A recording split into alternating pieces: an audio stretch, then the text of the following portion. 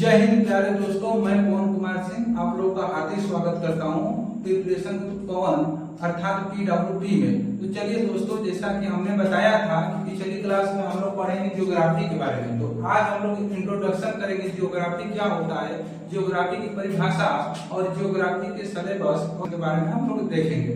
ठीक है, तो चलिए आइए देर न करते हुए हम शुरू करते हैं। तो देखिए, अगर ध्यान दें तो ज्योग्राफी इसमें लिखा है जियो प्लस ग्राफी, दो वर्ड से मिलकर बना है, जिसे हम लोग हिंदी में कहते हैं भूगोल। ज्योग्राफी को हिंदी में भूगोल कहते हैं।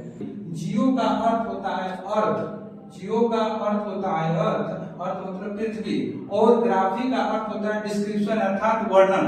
ठीक है, तो अब दोनों को मिला देंगे तो हम कह सकते हैं पृथ्वी के संपूर्ण अध्ययन को हम लोग ज्योग्राफी कहते हैं। ठीक है, तो बच्चों ध्यान दीजिएगा, अगर पृथ्वी का संपूर्ण अध्ययन क्या होता है, मान लीजिए कि हमारे पास ये पूरा अर्थ हो गया, और अर्थ में यहाँ अर्थ के अंदर जो अध्ययन होगा और इसके जो बाहर होगा, इसके सतह पर और इसके आसपास सरफेस पर जो अध्ययन होगा, इन सबका पूरा का पूरा जो अध्ययन होगा, यही हमारा कहलाता है संपूर्ण वर्णन।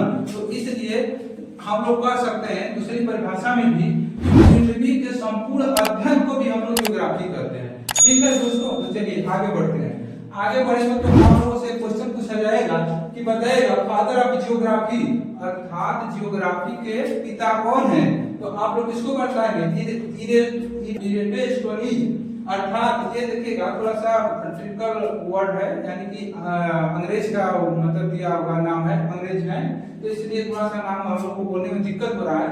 कोई बात नहीं, इनको इरेटोस्टोनी के नाम से जाना जाता है। ज्योग्राफी को दो पार्ट में बांटा गया है, एक है इंडियन ज्योग्राफी, दूसरा है वर्ल्ड ज्योग्राफी। और जो इंडियन ज्योग्राफी है उसका हम लोग थोड़ा सा इंट्रोडक्शन यानी सिलेबस को देख लेते हैं एक नजर में। तो सिलेबस में अगर देखेंगे तो सबसे पहले हम लोग को पढ़ना है कि भारत के भूगोल में पहला होगा भारत का परिचय अर्थात इंट्रोडक्शन ऑफ इंडिया। भारत का परिचय हम लोग पढ़ेंगे, और इसमें हम लोग पढ़ेंगे दूसरा हम लोग को पढ़ना है भौगोलिक भाग और भारत का भौगोलिक भाग। और यहाँ पे इंडियन के बारे में हो रहा है, तो यहाँ पे जितनी भी बातें हम लोग करेंगे इंडियन ज्योग्राफी के बारे में। तो यहाँ पर कह सकते हैं कि भौगोलिक भाग में आप लोगों को पढ़ना है पठार, पर्वत और उसके बाद द्वीप, मैदान, ये सभी के सभी को हम लोग को क्या करना है भौगोलिक भाग में अध्ययन करना है।